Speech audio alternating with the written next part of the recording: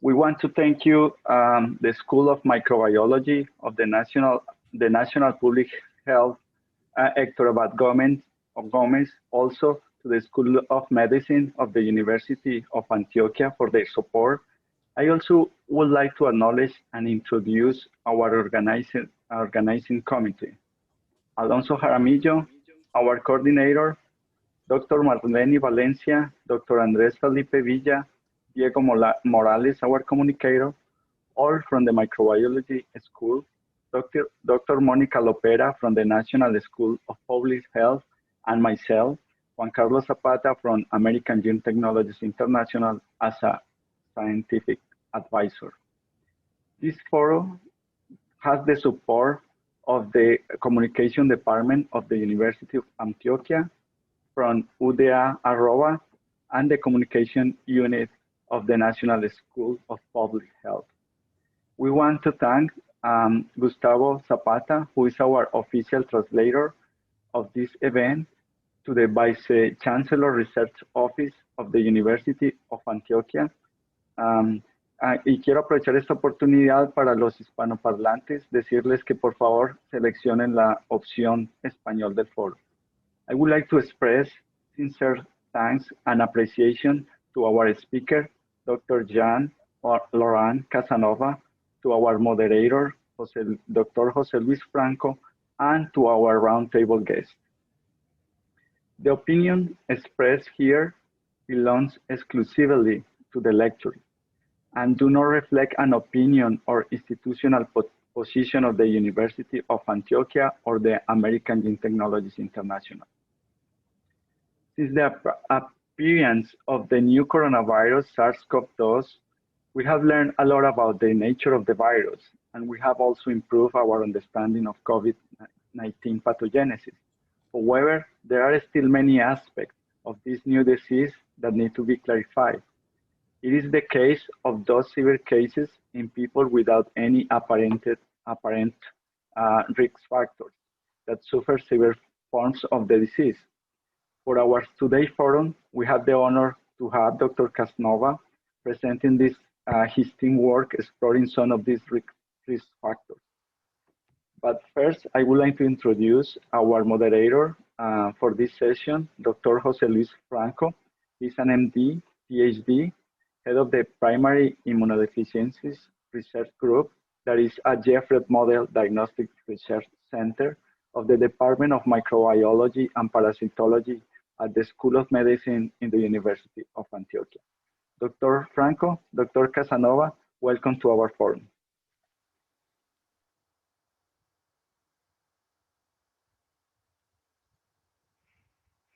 Thank you very much, Juan Carlos. And it is a pleasure to be here hosting this wonderful meeting and to have the honor to present Jean-Laurent Casanova, a longtime friend who we've been working with for quite a few years. It has been a very productive relationship, and it could be more as well, but we're doing our best here. I'm going to introduce Jean-Laurent. Jean-Laurent received his MD in 1987 and his PhD in 1992 after training at the Pasteur Institute in Paris and the Ludwig Institute for Cancer Research in Lausanne. He was appointed professor at Necker in 1999, and there with Laurent Abel, the director, he co-founded the Laboratory of Human Genetics of Infectious Diseases. He led the experimental lab, whereas Dr. Abel led the computational lab. He was named an international HHMI research scholar while at Necker, and then he was appointed professor at Rockefeller University in 2008 and named HHMI investigator in 2014. He and Dr. Abel maintained their lab in Paris while running their new lab in New York. Over the past 25 years, Dr. Casanova discovered and characterized the first monogenic etiologies for a variety of severe viral, bacterial, and fungal infections that predispose otherwise healthy infants, children, adolescents, and even adults to a single type of infectious disease. These discoveries have provided compelling evidence that life-threatening infection diseases can be caused by monogenic inborn errors of immunity.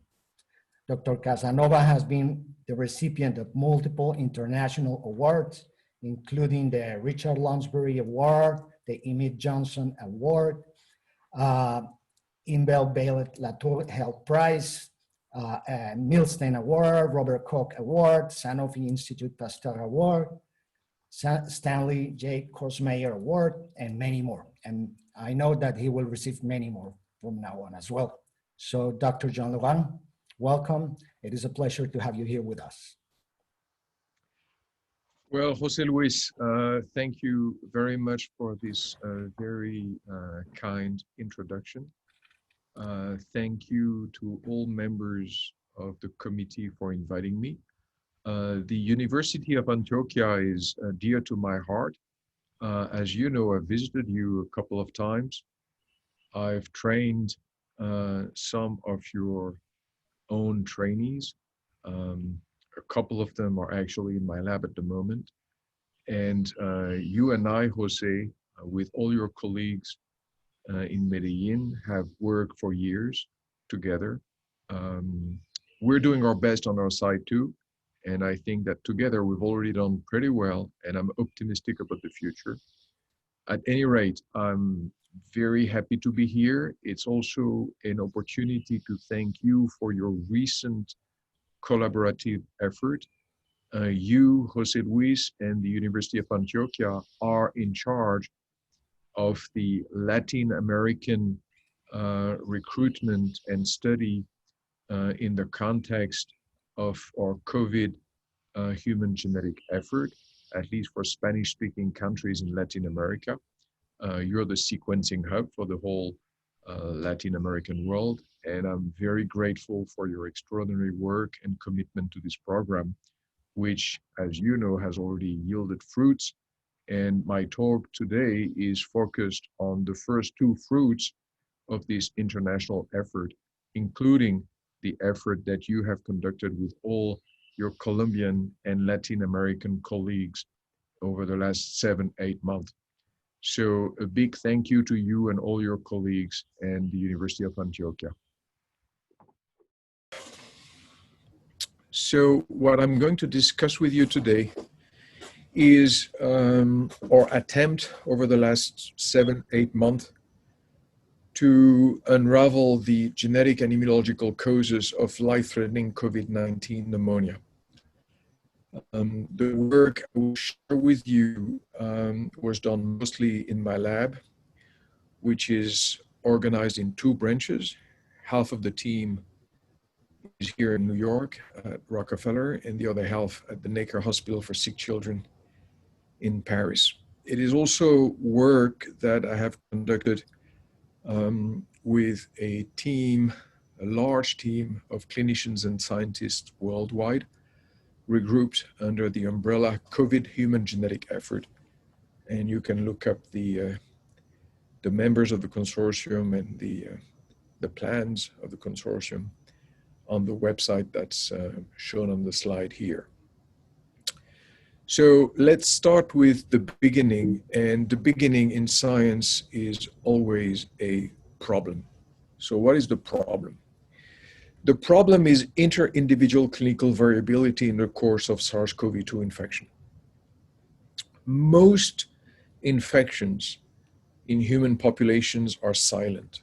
There's maybe 80 or 90% people who don't even notice they've been infected with SARS-CoV-2. There's a minority, less than 10%, who develop clinical disease, which is typically self-healing, benign, influenza-like, and remains ambulatory. Probably 2 to 3% of patients are pretty sick and they need to be hospitalized.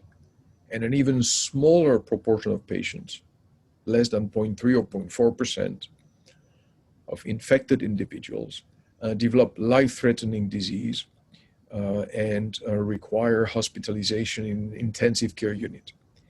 There are multiple forms of life-threatening COVID-19, but by far the most common is a pneumonia that evolves into an acute respiratory distress syndrome And that will be the focus of my talk. So inter-individual clinical variability is gigantic.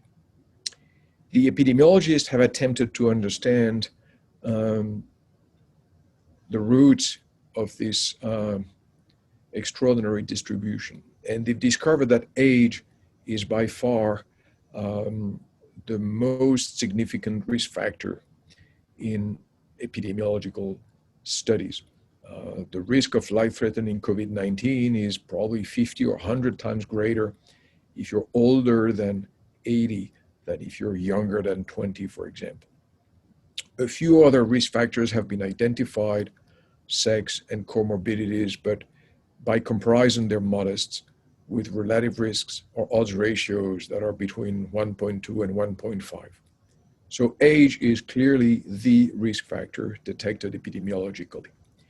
However, in each demographic category, there remains gigantic inter-individual variability. There are women who died in their teens or their 20s, and there are men aged 100 or 105 years who've remained asymptomatic in the course of SARS-CoV-2 infection. So the fundamental problem that we've been interested in since February is that of inter-individual variability. What is the cause of lethal or life-threatening COVID-19? And I use the term cause on purpose because there have been a great many studies of descriptive nature or correlative nature, but we're interested in causation, not description and correlation. We're interested in causation. So that's the problem. A problem calls a hypothesis. The hypothesis that we've tested is that a proportion of patients with life-threatening COVID-19 pneumonia suffer from single gene inborn errors of immunity. And they're represented here on the right-hand side with these colored rectangles. Different colors because we propose that there are different monogenic inborn errors of immunity, that there is genetic heterogeneity, locus heterogeneity, and allelic heterogeneity. Now, the idea that some patients with life-threatening COVID-19 may carry inborn errors of immunity and that there is genetic heterogeneity, these two ideas did not come up at 3 a.m. In the course of an epiphany.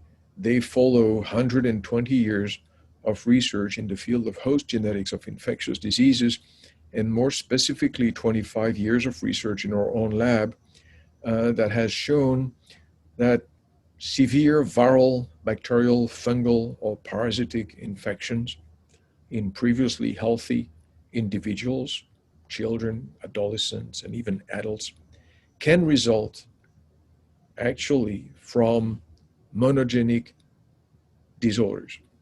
And for those of you interested in the intellectual roots of these data and this idea, they can look up the editorial we published in Cell earlier this year.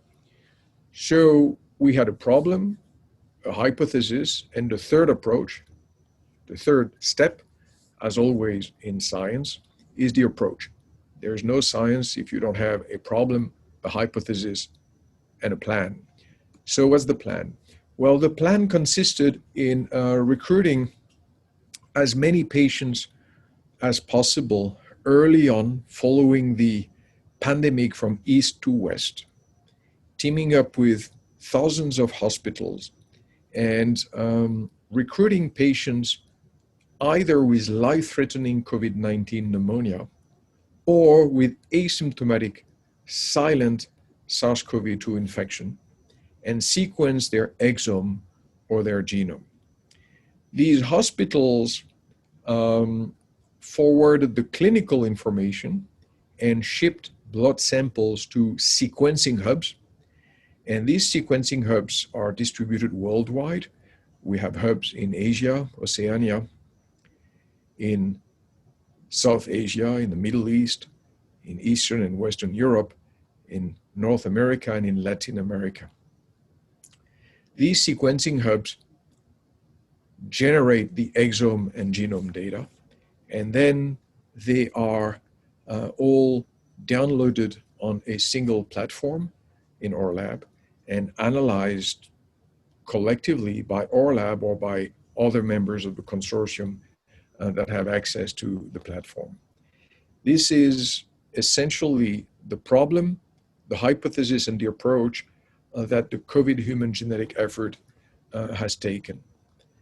So science does not proceed in general abstract terms only, however. It requires the testing of specific hypotheses. And with this collection of genetic data, we started with the first simplest question or hypothesis. We tested the idea that perhaps COVID-19 pneumonia may be allelic to influenza pneumonia. Over the last 7-8 years, our lab has shown that children with unexplained, life-threatening influenza pneumonia may carry inborn errors of type 1 interferon immunity.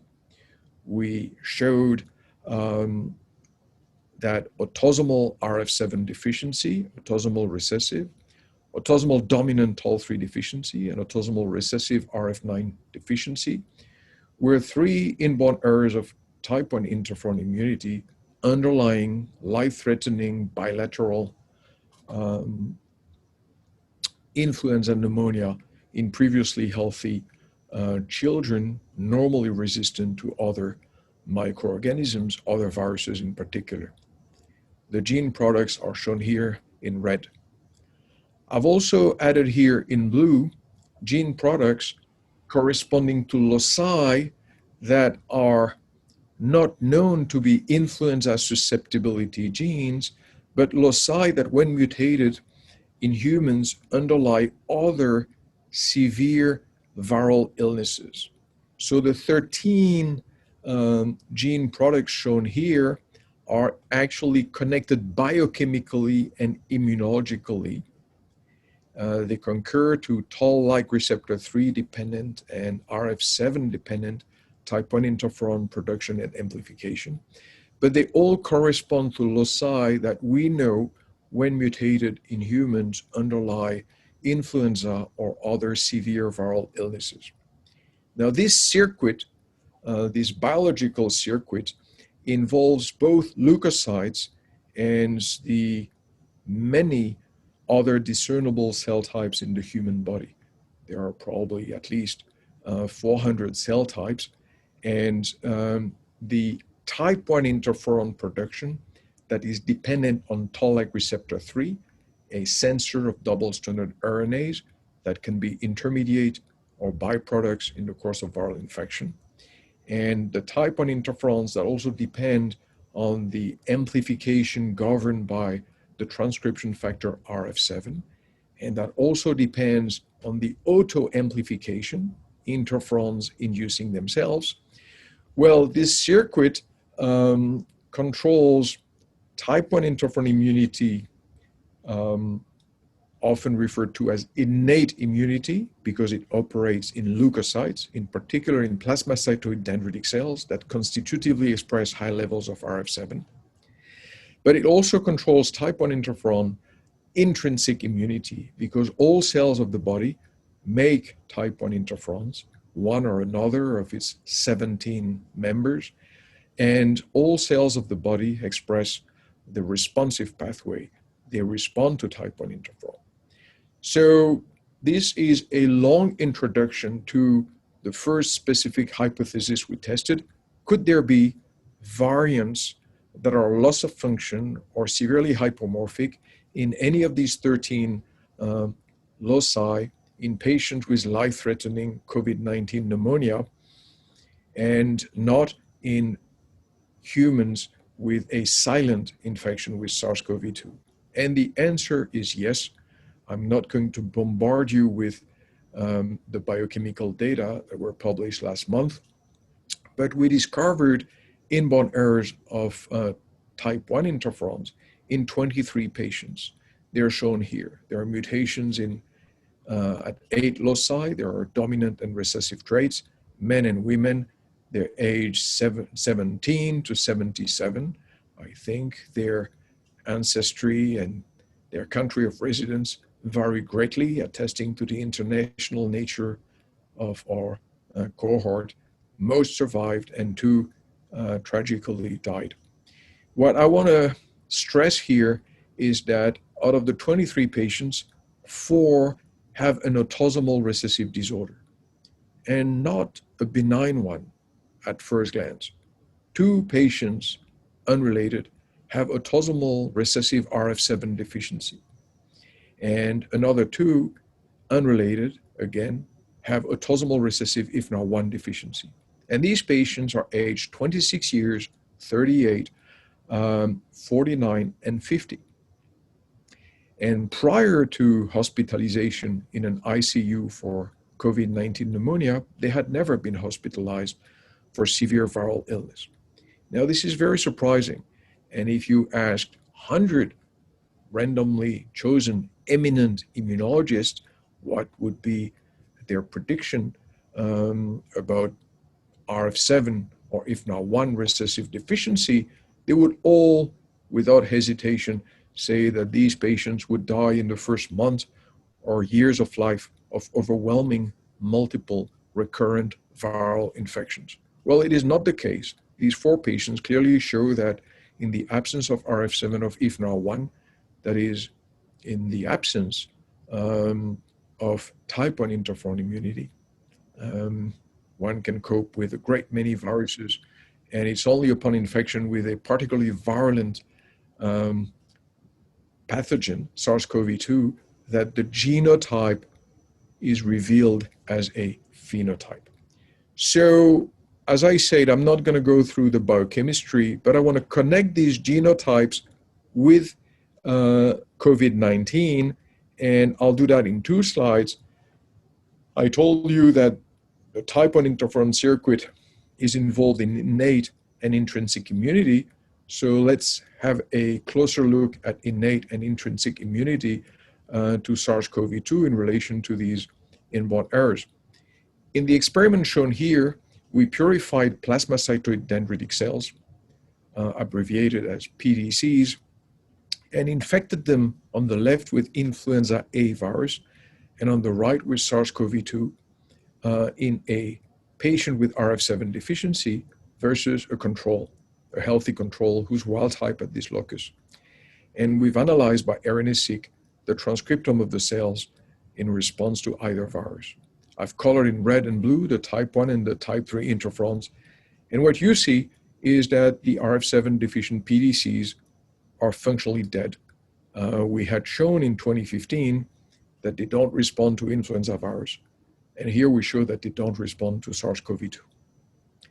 And in the lower panel, you see that these transcriptomic data hold when the gene product, the interferon proteins, are actually measured by ELISA. So the PDCs are dead. You know, how about the other cells of the body, in particular the pulmonary epithelial cells, and more generally, the cells of the respiratory tract, the first cells of the body that are exposed to SARS-CoV-2? Well, we did not have access to these cells, and we did not generate them from induced pluripotent stem cells, something we had done in 2015 when we reported the first patient with RF7 deficiency and critical influenza pneumonia.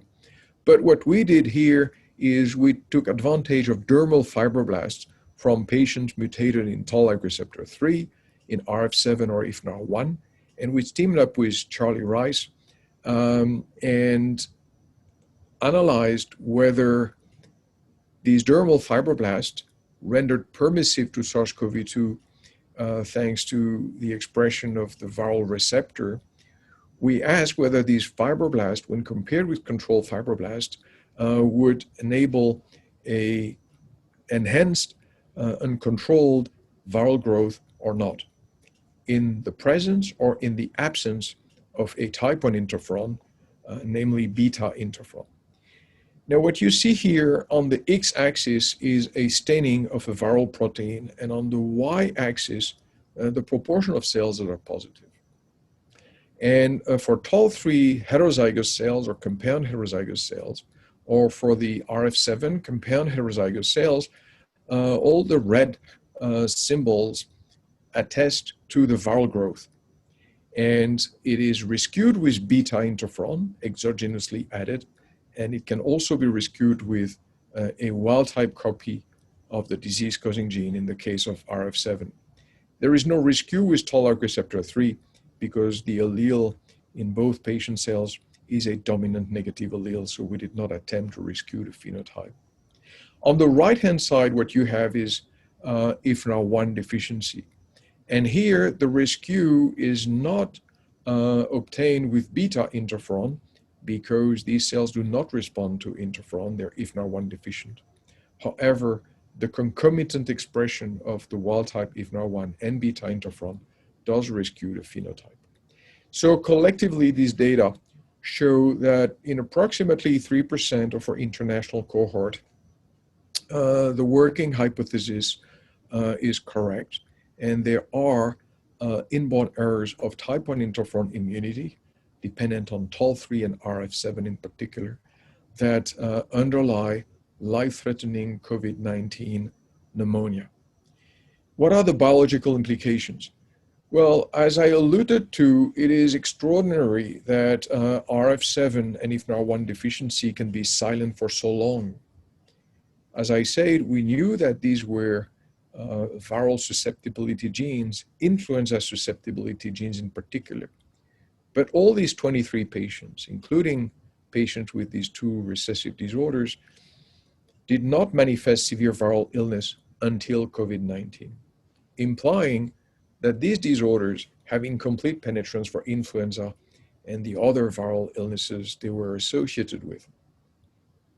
If you like, the incomplete penetrance for influenza and perhaps for COVID-19 accounts for these viral diseases to be allelic at the same loci. Now, what are the clinical implications? For people who have their exome or genome sequenced, if they carry one or another of these inborn errors, well, there is a commercially available way to prevent COVID-19 or treat COVID-19 because beta interferon and alpha-2 interferon have been on the market for 40 years. A subcutaneous injection or even a nebulized form of interferon is available. And there's every reason to believe that in patients, at least in patients whose responsive type 1 interferon pathway is working, either the subcut or the nebulized form of type 1 interferon should work. Now, what are the future plans? Well, with only 13 candidate genes, we found inborn errors. And there are more than 500 genes that are closely related to the 17 type 1 interferons.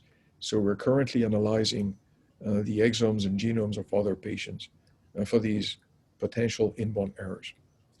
But perhaps more importantly, as I will explain in a second, the discovery of these inborn errors has provided us with a mechanism of severe COVID-19 pneumonia. That is the disruption by single gene inborn errors of type 1 interferon immunity. And here, in our view, genetics operates like a compass. Genetics indicates a direction that can be a life-saving direction. So the idea was, if type 1 interferon immunity is essential for protective immunity against SARS-CoV-2, could it be that other patients who do not have these inborn errors nevertheless have a deficient type 1 interferon immunity for other reasons, by other causes? And that led us to the testing of the hypothesis that there may be patients with autoantibodies neutralizing the type 1 interferons. Here you need some background because the idea that autoantibodies against type 1 interferons could underlie the severe forms of COVID-19 actually stems from 20 years of research in the field of inborn errors of cytokines. It has been shown indeed that for gamma interferon, IL-17A or F, and interleukin-6, inborn errors can be very, very closely phenocopied by neutralizing autoantibodies. If you're born with mutations in gamma interferon or either chain of the receptor, you're prone to develop microbial disease. If these three genes are working normally, if they're not crippled with mutation, but if you have neutralizing autoantibodies against the cytokine gamma interferon, well, you also are at high risk of microbial disease. It's the same clinical infectious phenotype that can be caused by inborn errors or autoantibodies. The same applies to IL-17AF. The infection is mucocutaneous candidiasis, and interleukin-6 with staphylococcal disease. So in that context, how about the autoantibodies against type 1 interferons? Well, as I just reviewed with you, inborn errors of type 1 interferon, in particular IFN1 deficiency, can underlie critical COVID-19 pneumonia. That's on the inborn error of interferon side. How about the autoantibodies? Well, these autoantibodies against type 1 interferons have been described in the early 80s in patients treated with interferon alpha 2 or interferon beta. They were also found in women with systemic lupus erythematosus, an autoimmune condition, in some patients with thymoma, and in nearly all patients with a condition known as APS1, autoimmune polyendocrinopathy syndrome type 1, due to monoallelic or biallelic loss of function variants in a gene named AIR that controls the thymic expression of peripheral antigens and thereby central T cell tolerance. These patients have multiple autoimmune features, including the development of these autoantibodies to type 1 interferons. In these four groups of patients, however, these autoantibodies that have been known for so long have never been associated with a particular viral illness. They are thought to be clinically silent. Nevertheless, in 1984, the late Ian Gresser reported a 6-year-old woman with a severe varicella zoster disease and neutralizing autoantibodies against type 1 interferons. So when in April or May we were reading this 1984 paper of Ian Gresser, we also heard that there were 3 APS1 patients with high titers of neutralizing antibodies against type 1 interferons who were admitted to an intensive care unit. One patient in Italy, another one in Scotland, and a third in the US. So we connected the dots and decided to test the hypothesis that perhaps patients with unexplained life-threatening COVID-19 pneumonia may be sick because of pre-existing autoantibodies against type 1 interferons. And this is the most important slide of the seminar. What you see here is that in 987 patients tested, 101 had autoantibodies against type 1 interferon. In contrast, in controls, that is in subjects with an asymptomatic silent infection, none had the autoantibodies. And in the general population, 4 of 1,224, approximately 0.3%.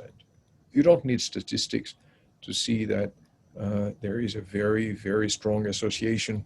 In fact, the odds ratio is infinite. That is, there's not even one asymptomatically infected individuals here with the autoantibodies. A second observation that is striking is that 95 of the 101 patients are men. This is a highly biased sex ratio. The sex ratio is greater than in patients with life-threatening COVID-19 without autoantibodies, and of course, greater than the ratio in the control group. In addition, most, at least half of the autoantibody patients are older than 65 years of age, suggesting that these autoantibodies to type 1 interferon increase in prevalence with age and are much more common in men than women. So what are these autoantibodies to type 1 interferons? Well, as I alluded to earlier, there are 17 type 1 interferons in humans. Most species have a number of interferons, but it varies from species to species. 17 in humans. There are 13 alphas, 1 omega, 1 epsilon, 1 kappa, and 1 beta. The alphas and omega are close cousins, whereas the epsilon, kappa, and beta are more distant cousins structurally. And on the right-hand side here, what you see is that patients with autoantibodies against alpha-2 also have autoantibodies that recognize the other 12 alphas and omega in most cases. It is rare to have autoantibodies against beta, kappa, and epsilon, 1 or 2 in each case. The other signature of the alphas and omega, besides their close biochemical relationship, is that they are the systemic type 1 interferons that can be measured, for example, in the blood. Beta interferon has a very short half-life and is really the interferon that remains in tissues. Kappa interferon is more a skin interferon, and epsilon interferon is more a gynecological interferon. So this is the autoantibodies, the targets, the antigens they recognize, but the key experiment is shown here, whereby we show that autoantibodies against interferons actually neutralize the biological activity of type 1 interferons against SARS-CoV-2. On the left, we measured the 13 alpha interferons by Simoa in the blood of patients with severe COVID-19 with autoantibodies against type 1 interferon or with inborn errors. They're the two categories in red. And in between, you have other cases of life-threatening COVID-19. Well, what you see here is that if you carry an inborn error of type 1 interferon or neutralize or autoantibodies, well, in the course of disease, at the onset of COVID-19, there is no detectable alpha interferon in the blood, suggesting that these autoantibodies are actually neutralizing, and incidentally, that the type 1 interferon inborn errors actually prevent the production of sufficient amounts of type 1 interferon. On the right-hand side, again, we teamed up with Charlie Rice's team, and in this experiment, they infected the Hu 7.5 cell line that is permissive for SARS-CoV-2 infection. They infected it with SARS-CoV-2 in the presence of a type 1 interferon, interferon alpha-2. In the presence of interferon, there's no viral growth. Okay, the y-axis is the percentage of infected cells. If you add plasma from a healthy control, the two blue lines, well, it doesn't interfere with interferon alpha-2. There's still no viral replication at whatever dilution of the plasma. If in red, you use a commercially available monoclonal antibody against interferon alpha-2, well then, even at dilutions such as 10 to the minus 4, 10 to the minus 5, you can detect viral growth. And then all the shades of gray are different donors, actually different patients with critical COVID-19 due to antibodies against interferon alpha 2. And you see here that these samples, these plasmas, are neutralizing, and even at dilutions such as 10 to the minus 5, you have a viral growth. That is, the plasma from these patients can neutralize the recombinant interferon alpha 2 that was used in the assay. You even see that for most patients, their plasma is even more potent than the commercially available anti-alpha 2 interferon. So these data together provide causality, pre-existing autoantibodies against type 1 interferons, causally underlie life-threatening COVID-19 pneumonia in humans. So at least 10% of patients with critical COVID-19 pneumonia are sick because at the time of infection, they were already displaying these neutralizing autoantibodies in their tissues and bloodstream. And these autoantibodies were sufficient for the patients to cope with most viral illnesses, apparently, because they had never been hospitalized for another viral illness.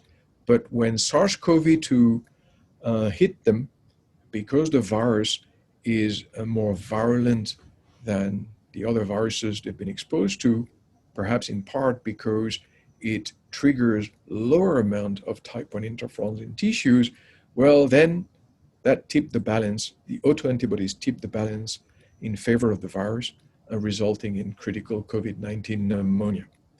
So what are the biological implications? Well, COVID-19, paradoxically and tragically, in these patients is an autoimmune attack, an autoimmune adaptive attack against intrinsic and innate immunity. It's also interesting that despite beta, epsilon, and kappa interferon working in most of these patients, these three interferons are not sufficient to control SARS-CoV-2, indicating that the 17 interferons really have different roles and that some are more essential than others, at least when confronted with SARS-CoV-2. What are the clinical implications? Well, the autoantibodies can be diagnosed quickly in 2 or 3 hours by ELISA. The good news is that beta interferon is commercially available. And as you've heard, most patients with autoantibodies neutralize the alphas and omega, but only rarely beta interferon. So someone knowing he or she carries autoantibodies to type 1 interferons is likely to potentially benefit from beta interferon as early as possible in the course of infection with SARS-CoV-2. Now, what are the future plans? Well, what is really interesting is that these autoantibodies are found mostly in men, and also that they increase with age, that their prevalence increases with age. So we're going to test, whether the determinants of these autoantibodies is controlled by the X or the Y chromosome, whether it's genetic or epigenetic, and whether it's germline or somatic. Of course, we're also going to test, try to define the prevalence of these autoantibodies in the general population by sex and age, and try to test whether they could possibly underlie other viral illnesses.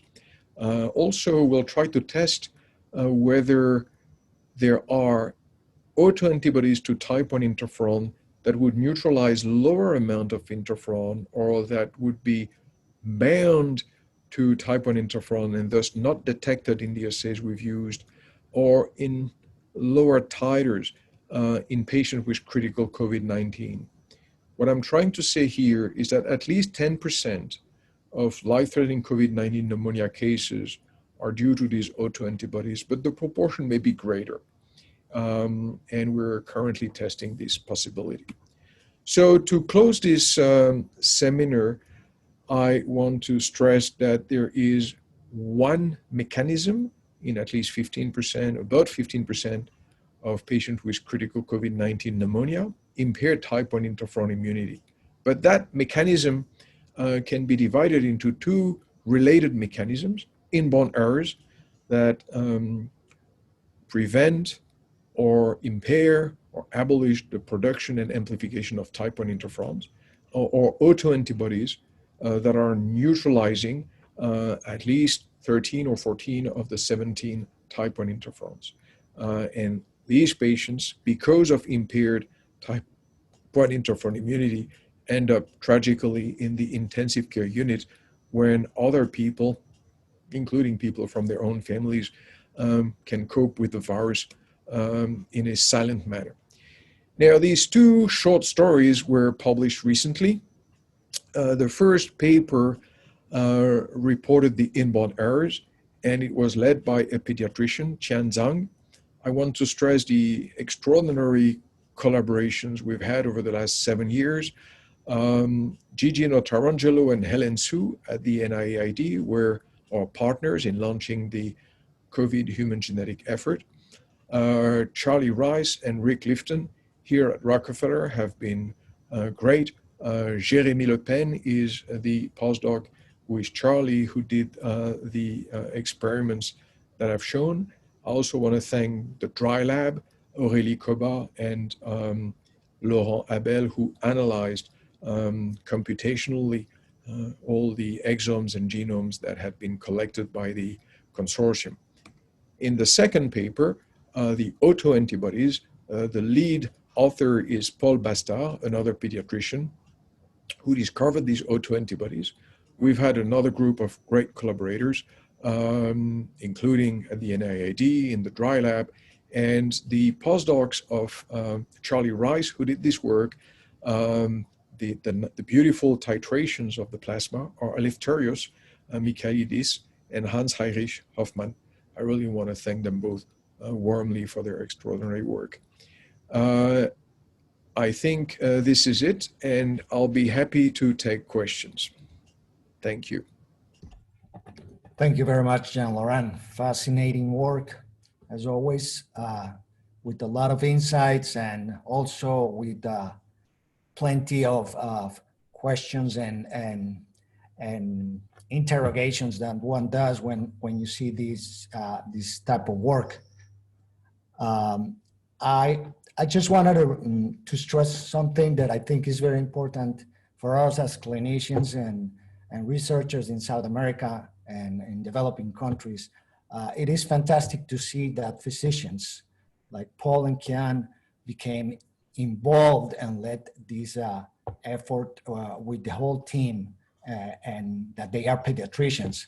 We have pediatricians and residents all the time coming to our lab, and we have very interesting questions, and we always try to encourage them to do research. Unfortunately, for many programs, residency programs, there is no that approach, and often their interests become blunted by other aspects of their work. Of course, in our countries, research is not as developed as in other countries, but still, it shows the way that one can take as a physician when wants to tackle questions that are very important for science and for humanity. Thank you very much. Before I go to the panel and other questions, I would like to ask you a few questions regarding the work. First of all, it is puzzling that there are so many aspects of this disease in terms of comorbidities that have been described fully in many papers. However, there doesn't seem to be a high number of these comorbidities that represent what we're calling severe COVID. The question is, why is COVID more severe as people age? So thanks, José Luis, for your gracious comments about our work. First of all, I want to say that I share your view that physician scientists are needed in medical research, and that medical research without doctors is doomed to fail. This is not to say that pure PhDs are not important, they're extraordinarily important. And the best example historically is Pasteur, who was a chemist and who revolutionized medicine. But still, it's good that physician scientists are involved in medical research. It's even very important. Now, to answer your question, the comorbidities, diabetes, hypertension, obesity, and so on, like gender, are risk factors, but they're relatively modest risk factors. The relative risks or the odds ratios are somewhere between 1.3 and 1.6. Even if there were 2, let's say an odds ratio of 2, what that means is that if the risk of disease is 1 in 2,000 in a given category, a given age group, any of these comorbidities or the gender would make the risk from 1 in 2,000 to 1 in 1,000, you know, which arguably is a modest impact. By comparison, the impact of age is really considerable. Now, we don't have a complete explanation, far from that, but I think that the autoantibodies to interferon are likely to play a role. We've shown that half of the patients with autoantibodies were older than 65, and that overall the severe cases with autoantibodies in our international cohort were older clearly than the severe cases without autoantibodies. So again, I'm not saying that's the complete explanation, but it's one of the explanations. Yes, yes. But maybe those individual comorbidities combined will also increase the chance that maybe some patients will develop severe COVID as well, as a whole. Yes, mm-hmm. These comorbidities are probably independent and additive risk factors. This is very plausible. Okay. And the question is that what drives the emergence of these autoantibodies to interferon? And are there any hypotheses that you're handling right now? So we don't have an answer. We have hypothesis. Mm-hmm. The hypothesis we favor currently is that there are variants on the X chromosome and that homozygous men for these variants in immunological genes, it could be FOXP3, it could be L2RG, it could be a WASP, and so on, that these variants underlie a break of self-tolerance resulting in autoantibodies to type 1 interferon. But it's a hypothesis that we're currently testing. Yes, but in the patients, the autoantibodies were present before. You were able to identify the autoantibodies in some patients. Well, thanks. They got sick. That's another great question. Yes, the autoantibodies, when measured, were pre-existing. That is, they are not triggered by infection. They're causal of disease upon infection. Upon infection. Very good. And the question is, what are the clinical implications of all of this? I mean, what message can we give to the clinicians and to the others handling these patients around? Well, you know, at that stage, I think the message is that clinical trials should be conducted that are based on these findings. Mm-hmm. I don't think people can rush and treat ambulatory patients with beta interferon or alpha interferon, even in, you know, groups at risk. However, what I think should be done locally, nationally, are trials of beta interferon, say in men or women older than 55 or 60 years. Beta interferon in particular is promising because the autoantibodies neutralize the alphas, including alpha-2, the other commercially available interferon, but not beta. So I think subcutaneous beta or PEG beta or nebulized beta in individuals at risk in the early stages of infection, in the ambulatory phase, I think is promising, and I would suggest to conduct clinical trials comparing interferon with a lack of interferon, for example. Yes, and in the aspect of the use of convalescent plasma to treat COVID. Yeah, I think that there is an important message there too. Yeah, Jose Luis, this is another very important point. Thanks for bringing it up. the convalescent plasma should be tested for the presence of autoantibodies to interferon. And plasma that contains these autoantibodies should not be given to infected people because it's going to worsen disease. Mm-hmm. Oh, huh. Now, just a final question before I go to the panel. Countries and ethnic groups. I mean, that is a question that we all that work in the field, especially with respect to errors of immunity, look at consanguinity and other aspects. But do you think that there's something there that needs to be addressed? Thanks, Jose Luis. So far, for the inborn errors and for the autoantibodies, we found them across ancestries. Now, our consortium is international, as you know, but we don't cover, far from that, all ethnicities and all countries. So yes. I cannot draw general conclusions, but let's say that so far, there is no bias in terms of ethnicity. Nevertheless, your question brings me to raising the point how important it is, or how important it will be in the coming days, weeks, and months to recruit and study patients from as many countries and ancestries as possible.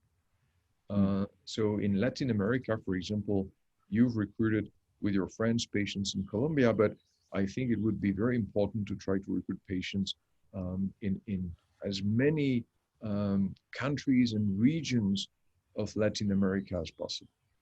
Mm-hmm. Well, that is a very nice message for everybody who's attending the meeting. We need those patients, and hopefully this will encourage them to participate as well. That is very important for us. Thank you. Thank you very much, Jean-Laurent. So right now, I'm going to open the panel. Diego, please, can you help me out with that? That's it. Ask it. Hi, is there a role for the Lambda interferons? Well, that's another great question. We have not found mutations in the Lambda interferons or their receptors so far.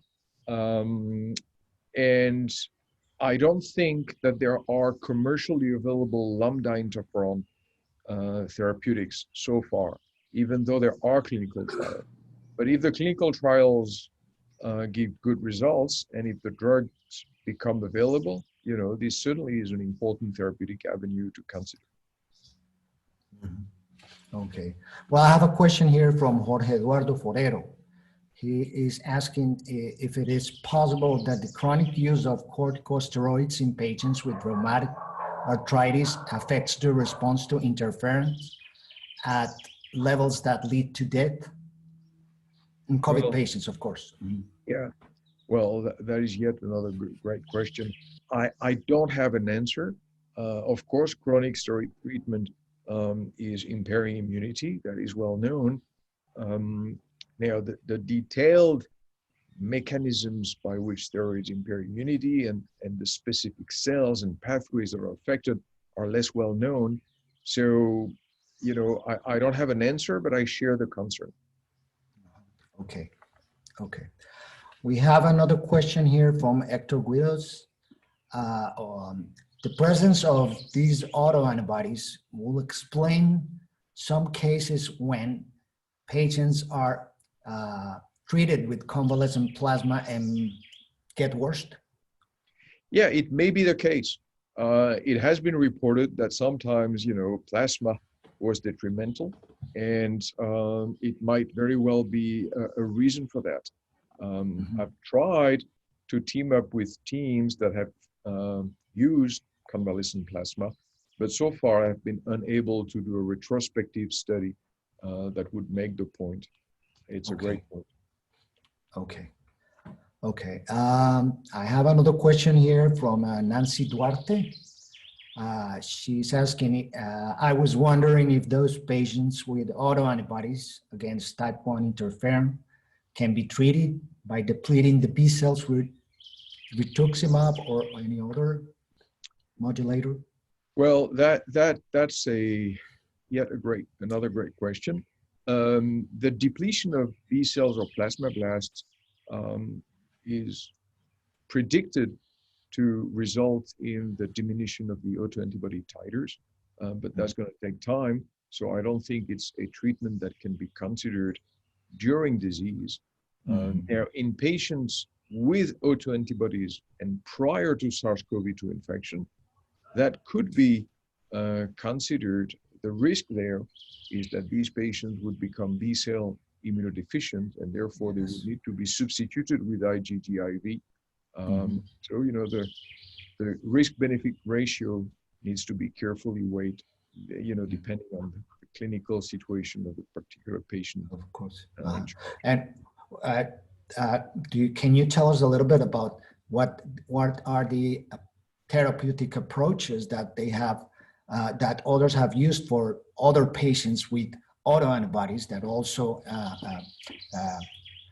cause infectious diseases in terms of interferon gamma and others? What are the strategies that they have used, and have they been successful at all? Well, treating these patients? You know, it's a great question, but it's another great question without an answer, because for the gamma interferon or the IL-6 or the IL-17 autoantibodies, given that these infections can be controlled with antibiotics or antifungals, therapies have not been directed at removing the B cells or depleting the antibodies by plasmapheresis or using another cytokine. These patients have been treated classically with anti-infectious agents. So there's nothing on that side of the literature that can help. Yeah. Okay. Okay. Anybody has any more questions from the panel?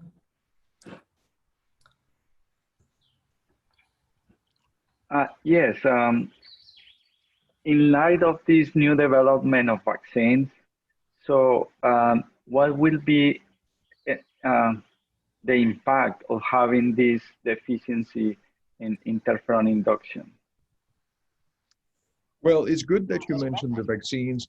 The vaccine that everybody's been discussing in recent days, the Pfizer vaccine, has been tested for its efficacy in preventing mild ambulatory disease, but it has not been tested in preventing severe disease. That is, there's absolutely no idea whether it helps patients with inborn errors or patients with autoantibodies or patients at risk of severe disease, whatever the mechanism. That's completely unknown. It's not been studied. And second, the vaccine has not been studied for its impact on infection in asymptomatic individuals. Okay, so there's no idea whether it's going to result in herd immunity or not. It's been tested for only one of the three key clinical presentations. So I would remain very prudent when extrapolating from the little data we have about the potential efficacy of the vaccine in the population at large. I think, you know, we should all be very, very cautious and not consider that Christmas has arrived and that there's a vaccine that's brought by Santa Claus very soon. I think this is just very unreasonable, okay? So the answer is, so far, there is no vaccine tested, and we should act, you know, in the world we live in without a vaccine. Okay. Now, Jean-Laurent, the human genetic effort has been an impressive idea that has led many people to join the group, and questions of other aspects of COVID has also been entered into the panel of probable hypotheses. How is the development right now of the effort? Where's it heading? Thanks, José Luis. Well, the consortium is trying to identify new genetic and immunological causes of the severe COVID-19 pneumonia, also trying to understand the basis of the Kawasaki-like illness that strikes in particular children. Most members of the consortium, as you know, are pediatricians, So although we care greatly about the elderly population, we also want to tackle pediatric problems. So Kawasaki is really a major objective of the consortium. In parallel, we want to try to use the data published by the consortium to push for clinical trials, as we discussed earlier, and try to influence the trials, not steer them, but influence them, that are conducted by other consortia or institutions or countries or colleagues.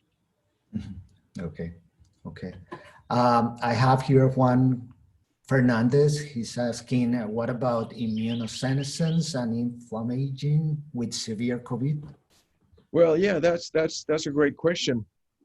It may be that the autoantibodies occur not so much because of a variant on the X chromosome, germline or somatic, but it may be the result of immunosenescence. That is, it may be the result of epigenetic changes in lymphocytes that cannot be attributed to a single germline or somatic variant. I think this is a very intriguing idea that needs to be tested. Yes. Well, some countries have been doing better about the pandemic than others. You perfectly put the example this week on our meeting about Uruguay. I don't know if there's somebody here from Uruguay, but there have been huge differences in how the pandemic has caused all this trouble in different countries. Beyond tight measures and closed lockdowns and the closing of frontiers and a very well-prepared health system, which is what it seems to be happening in the countries that we were asking, like Uruguay and Paraguay, for example. Are there any other aspects of it that might be related to the fact that these populations have low numbers of cases? Thanks, José Luis. I think really, if you consider the problem globally, worldwide, there have been 10 or 15 countries that have done a great job because they followed policies that were defined in the late 19th century following the discovery of the germ theory. And these policies are very simple.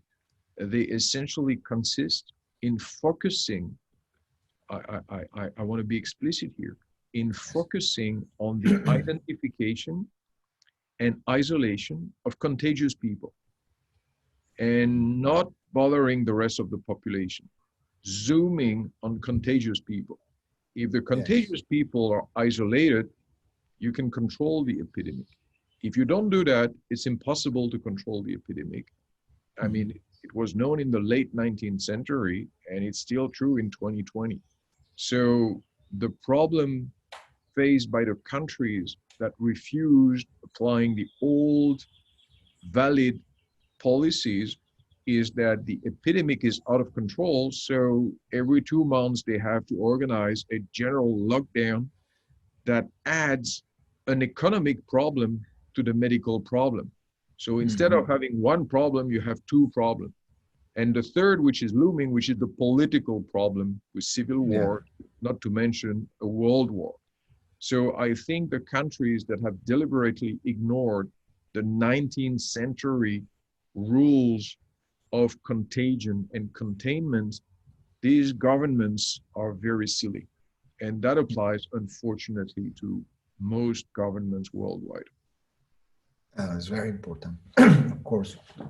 Okay. Do we have any more questions from the panel or from the public, from the audience?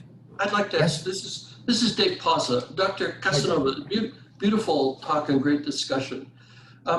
I'd like to just probe you a little bit more about what you believe the mechanism of action of these interferons really is, because it may be important to the application of them in the clinical scenario. Right? We've heard these very broad generalizations that there's sort of a viremic aspect of this disease, and then there's a post-viremic aspect, which is the cytokine response plus pneumonia that leads to lethality. So do you believe that the interferons have a function in both phases of the disease, mainly in the viremic phase? Because if it's viremic phase, then would you be treating more or less everyone with interferon, irrespective of a diagnosis of the presence or absence of autoantibodies?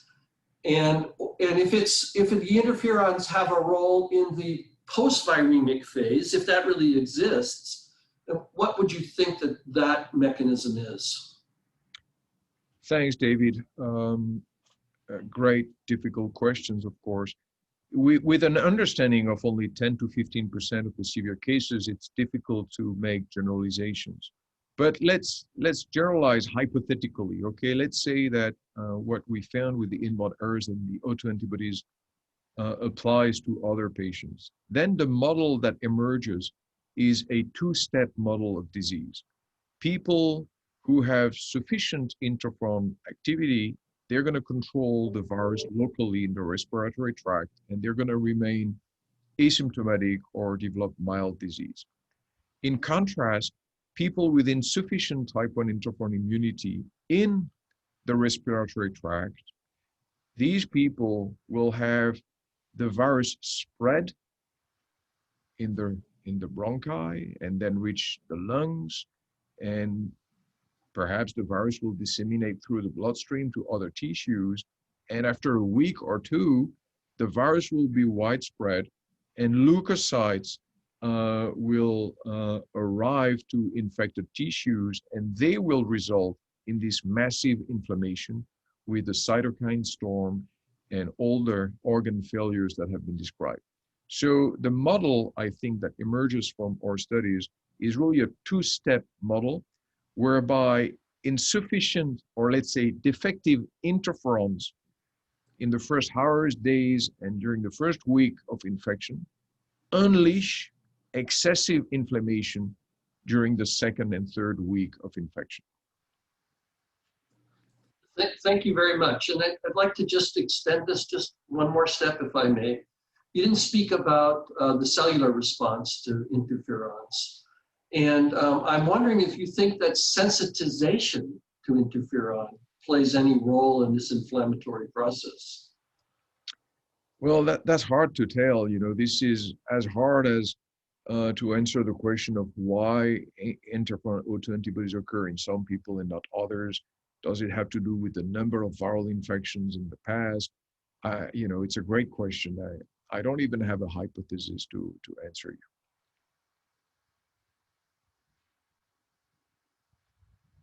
Okay, keep going with the questions here. There's a question by Cristina Guzman Morales. She's asking if this treatment will work in patients that became infected with a nosocomial infection or contaminated with a nosocomial infection. I don't. You mean in addition to, you know, that's hard to tell. Yes, hard to tell for the question, but I suppose that there are two sides to it. One is that the patient had developed severe COVID and then became infected with another germ. Yeah. So for flu, for example, pneumococcal disease is a classic complication of respiratory influenza. And for COVID-19, yes, there are patients who actually develop secondary super infections, if you like. And of course, it's unlikely that beta interferon or alpha interferon would help in that regard. Yes. Okay. Okay. Let me see here. This question by Mauricio Flores is antibodies enhanced disease by SARS-CoV-2 vaccines will be also a risk associated with autoantibodies? So could the vaccination trigger some kind of follicle activation result in enhanced titers of autoantibodies to interferon? It's a great question, and it's a big unknown. It brings us back to the question of your colleague earlier. The Pfizer vaccine has not been tested for its impact on infection and its impact on severe disease. So we don't know. We really don't know, and it's a risk to consider. I agree. Okay.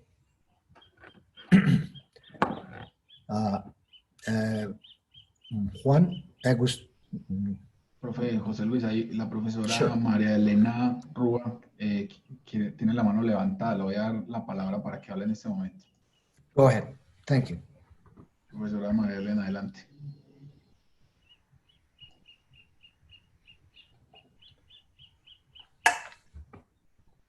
Bueno, no, tiene como dificultades. No puede activar el micrófono en este momento. Okay. We'll wait to see if she comes back online, and we'll continue. Now the hello. Yes, I have another question. So there are a lot of groups now studying and proposing using BCG or polio vaccine to protect against SARS-CoV-2. Is this related with the interferon response? Do you have any insight on the mechanisms of this? Yeah, I've heard of that. I don't think it is related, and frankly, I'm not really convinced by the rationale. The idea of BCG activating myeloid cells throughout the body, which theoretically or hypothetically rather would boost antiviral immunity.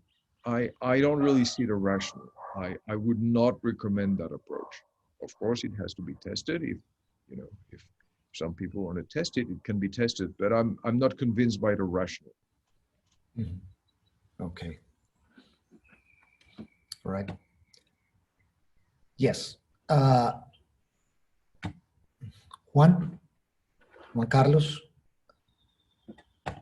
Yes. Okay. Do we have any more questions from the public or from the audience? I don't see any more questions here. So, Diego, la profesora María Elena se pudo conectar. We are waiting for... Está conectada, pero no tiene el micrófono habilitado. Okay. Now, how this, I'm sorry, Jean-Laurent, how this knowledge will enrich the knowledge that we already have about the genetic predisposition to infectious diseases. How do you see this coming to our area of work? Thanks, Jose. The truth is that the study of other infections has helped us and helps everyone study COVID, but it's bidirectional. The study of COVID, as you suggest, is helping us and will help us study other infections. That's very true. For example, the autoantibodies against type 1 interferon. And here I have news unpublished that may be of interest to the Latin American community, even though perhaps more to Brazilians than others. But what we've discovered is that we found 2 patients who developed life-threatening disease due to the yellow fever vaccine, the 17D viral vaccine. It's a live attenuated vaccine, as you know. And a Brazilian patient and a German patient, they were adults, no medical history. They received the yellow fever 17D, and 2 days later, they were in the ICU with disseminated disease, and both have autoantibodies against type 1 interferon. So, we never thought about it. We only tested this possibility after having discovered the autoantibodies underlying severe COVID. So it's a good example of how the study of the genetic and immunological basis of COVID can be enlightening for the study of other infectious diseases. I agree. I mean, and certainly it opens up a new venue, especially for infectious disease people who work with adults because as we all heard from your talk, we're dealing basically with adults in these cases, and I think it's very important as well, because for clinicians, the fact that autoantibodies can lead to the development of infectious diseases, some of them very common, like tuberculosis or other disseminated pathogens like fungal pathogens, is also important to consider when looking into these patients. Most of the medical community is used to see these adults like potential HIV positive patients, and it is customary, and you can see that when we look at these patients, that they usually are tested several times for HIV, and if and in sometimes the conclusion of those results led to the misleading aspect of immunocompetence, which I think is very difficult to test for any single person. So it is a term that often might lead to the wrong conclusion that there's nothing with the immune system. Absolutely. Immunocompetence is a term that we should refrain from using. Yes. I agree. Okay. Because we're immunocompetent until the day where we suffer from infectious disease, and then that day we're not immunocompetent anymore. I agree with you. It's like health, it's transient. Okay, so I have a question here from someone. She's asking, do you see us facing other pandemics, and will this experience allow us to be prepared for? Well, I think that's a good question for scientists. I think this pandemic is certainly reminding us that infectious diseases are eternal and that there will be other pandemics. What my concern is that the governments, unlike the scientists, are not driven by facts and reason, and they make decisions that matter, and their decisions matter, more than the decisions we make as scientists or physicians. So let's hope that they understand, but I'm pessimistic. Oh, okay. All right. Juan Carlos, you were going to talk? Yes. Yes. So if I understood, your hypothesis covered only 50% of the severe cases. So it means that there is still a lot of things we have to learn and explore to explain why these severe cases are occurring. Exactly. We have 85% to go. That's why we need everybody to team up, including the Latin Americans. Yeah, there's a lot to go with that. Okay, Juan Carlos, do we have any more questions from the audience? I don't see any more questions. I would like to invite the panel to ask questions, if they have some.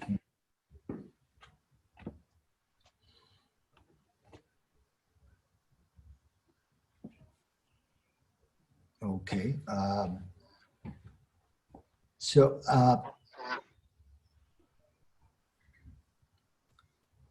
We don't have any more questions from the panel either.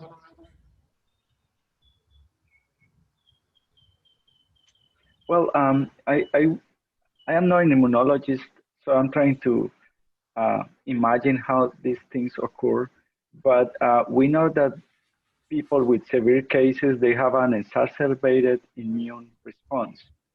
So if they have a deficiency in the interferon immune response at the beginning, how do they develop that strong response at the end?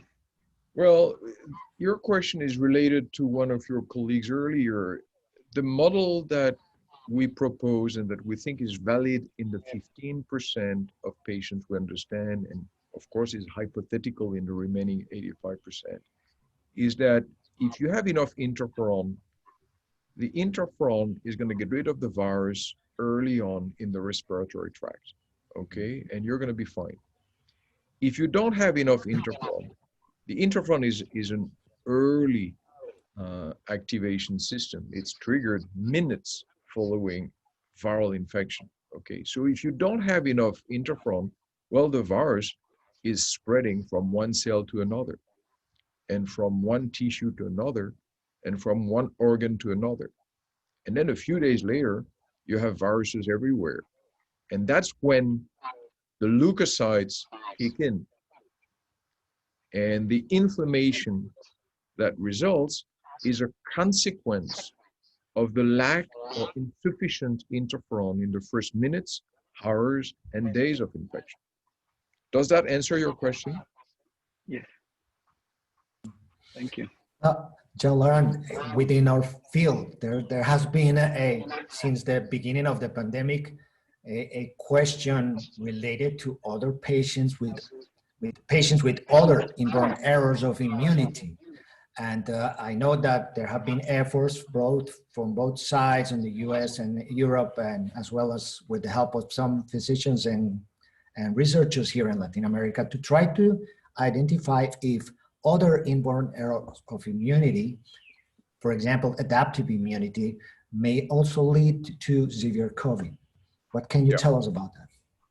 Well, so far, it doesn't seem that the known inborn errors of T and B cells underlie severe COVID.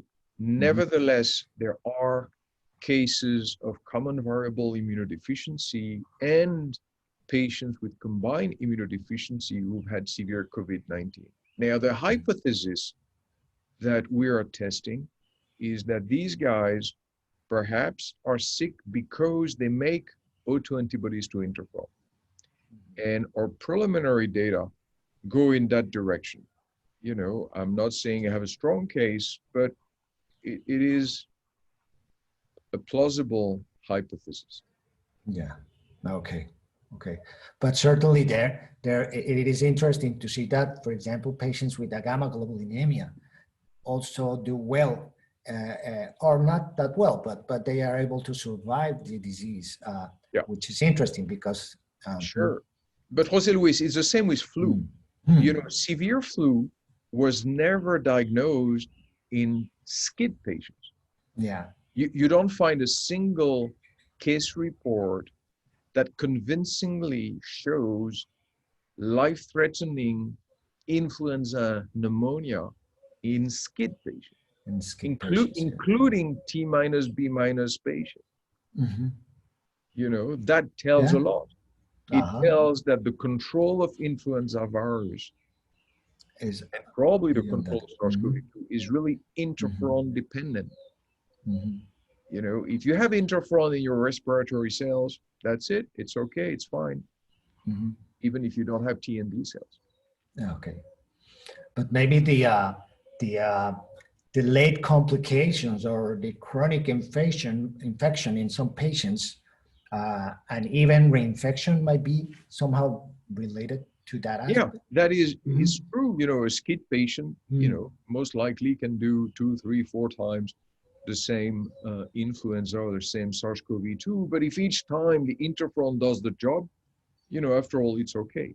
Of course, these patients don't respond to vaccination and they don't mount an antibody or a T cell response. But you know, as long as they control the microbe, that's fine. Yes, that's fine. Okay. Well, I have another question here from a panel from Diego. More than 10% of the people, of the young and healthy people who developed severe COVID-19 have antibodies in blood that affect negatively their immune response against the SARS-CoV-2. Why? I don't know. I'm not aware of this data. I think your colleague is referring facilitating antibodies, you know, like in dengue. Maybe. But I'm not aware of this data. That would be worrisome. Yeah. I agree. Okay. Sería como que otras, profesor Luis, le puedes preguntar al profesor Jan, ¿qué otras investigaciones están en curso? ¿Qué adelanto nos puede dar al respecto que esté adelantando el consorcio COVID Human Info, por favor? Bueno, él ya nos dio algo de perspectiva, pero le voy a preguntar nuevamente. Diego wants to know, I asked you this earlier, but maybe you can expand a little bit more about it. What other research would you see in the future for the other aspects of the disease in terms of what we're discussing today? So for pneumonia, we try to discover new inborn errors, and also we test the hypothesis that perhaps some patients have lower titers of interferon O2 antibodies, neutralizing lower amount of interferon. Okay, so we're testing that. That's for the pneumonia. And for Kawasaki, we're currently analyzing the exome of patients and trying to discover candidate genes or to select candidate genes.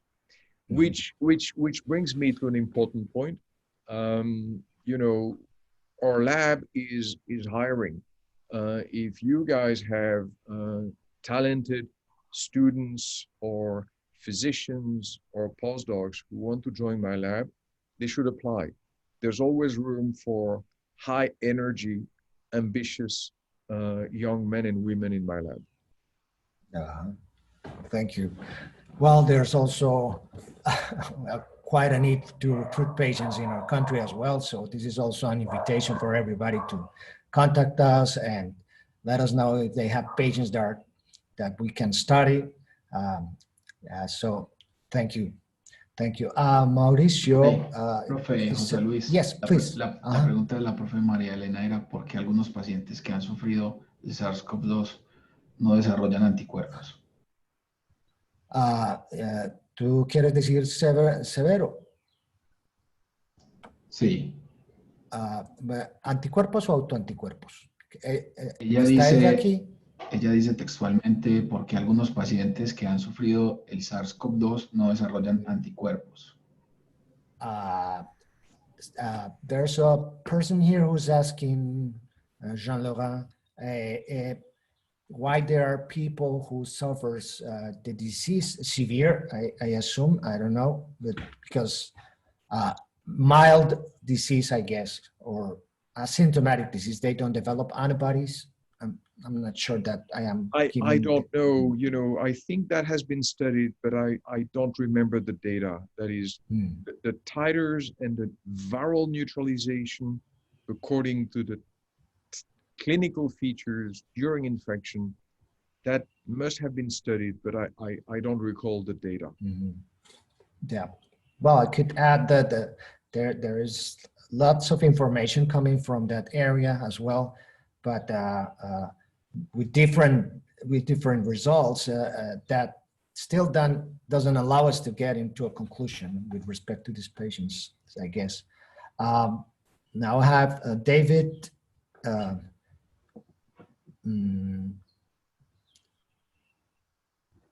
He's just mentioning, David, you want to intervene?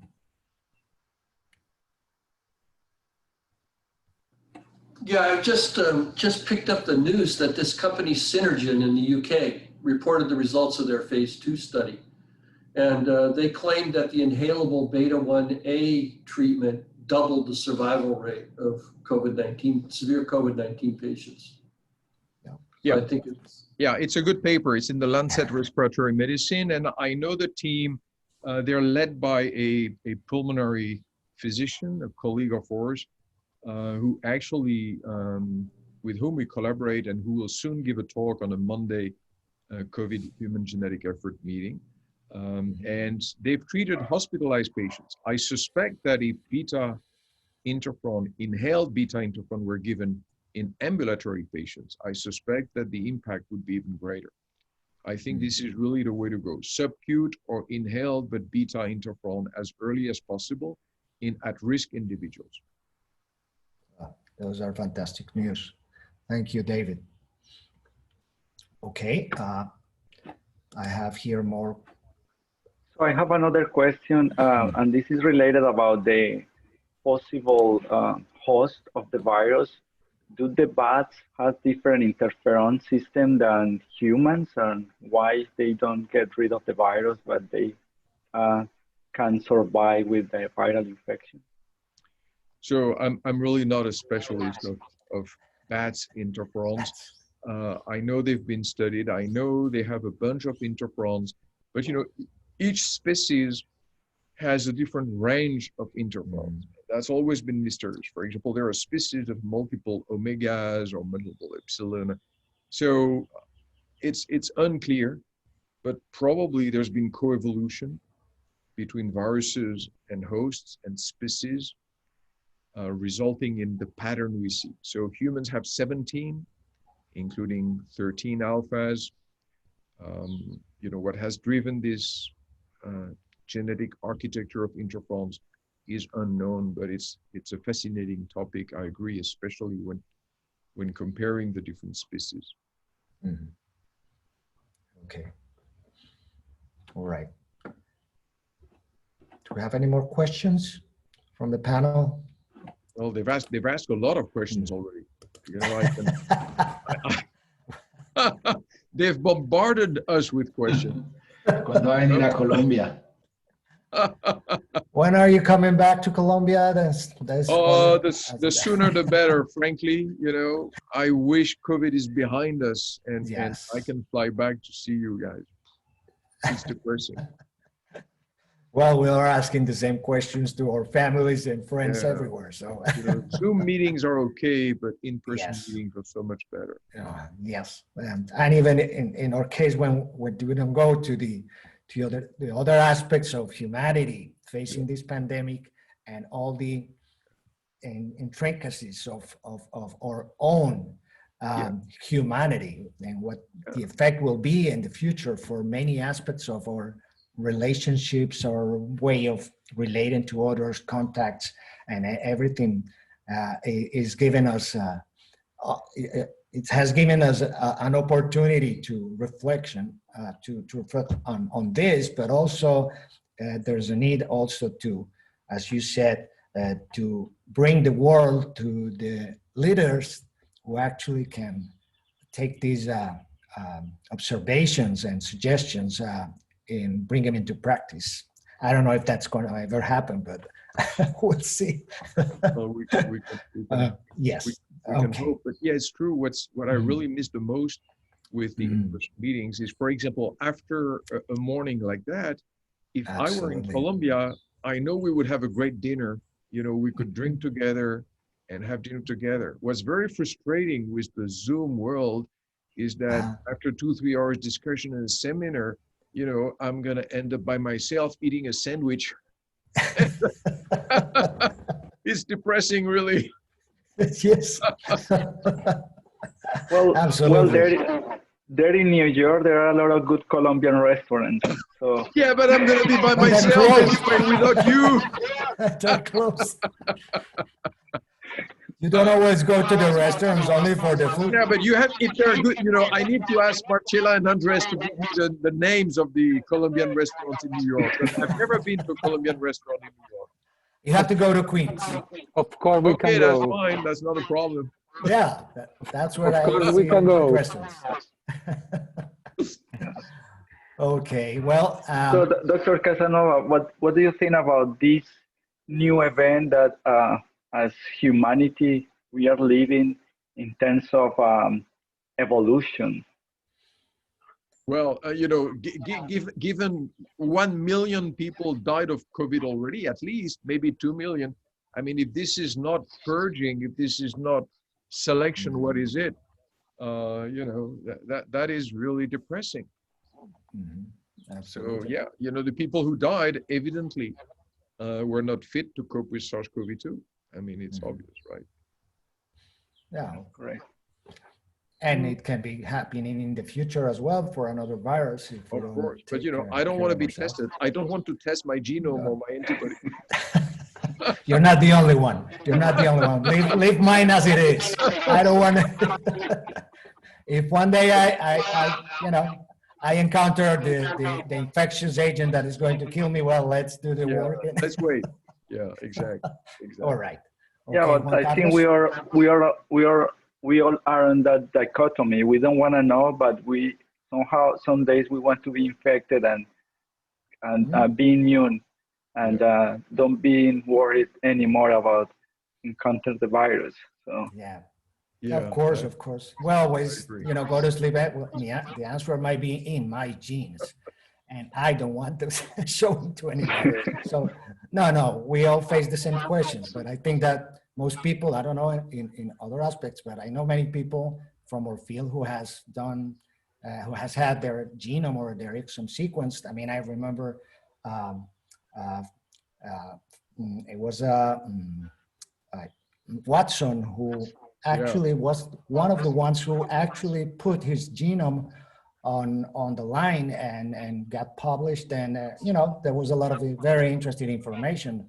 Also, there wasn't an answer for the hypothesis that he was handling that about the sun exposure and the driving of desire, as I remember when I was at the NIH, which was quite funny, but that was very interesting. And of course, I know that someday, I mean, the way I see this, someday we will all have our information, probably in a credit card or in a chip, or maybe, somehow, and this will, as it is right now, revolutionize more the way we're thinking about infectious diseases and the genetics behind them.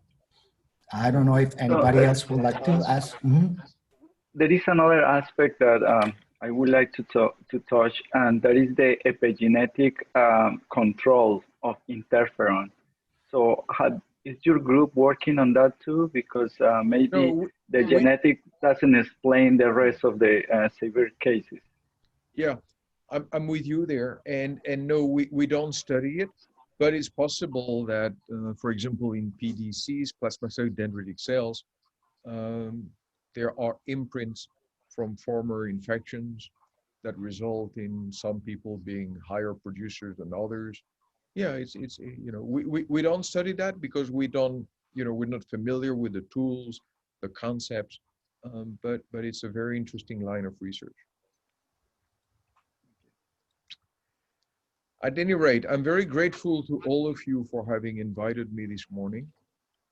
I have the impression that we're reaching the end of the session, or am I wrong? No, I think we're getting there. So, all right, please, Juan Carlos. We don't have no more questions, so we can now wrap up. Okay. Well, Jean-Laurent, it has been a pleasure to have you here with us in this forum.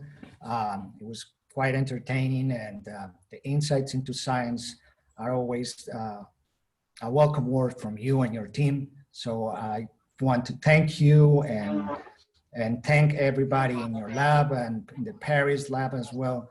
They have done a fantastic effort. We learned today a lot about it, and I'm sure that this will keep going in the foreseen future. So congratulations, and thank you very much for being with us. Well, Jose Luis and Juan Carlos and everyone, thank you. Thank you to you guys, the University of Antioquia, all your colleagues in Colombia and in Latin America. It's been a delight, as always, to chat with you in a lively and free-spirited atmosphere, and I've enjoyed it enormously. Thank you very much. Thank you, Dr. Casanova, for this enlightening work, giving us somehow a path to start looking for treatment options of this disease. We also would like to acknowledge all the participants, all the discussion panel that were with us. And with this, I would like to end this session, inviting our followers for our next forum. Next week, we will discuss disparities of gender in COVID-19, more from the social point of view. So once again, thank you very much, and see you next week. Thank you very much. Okay. Thank you.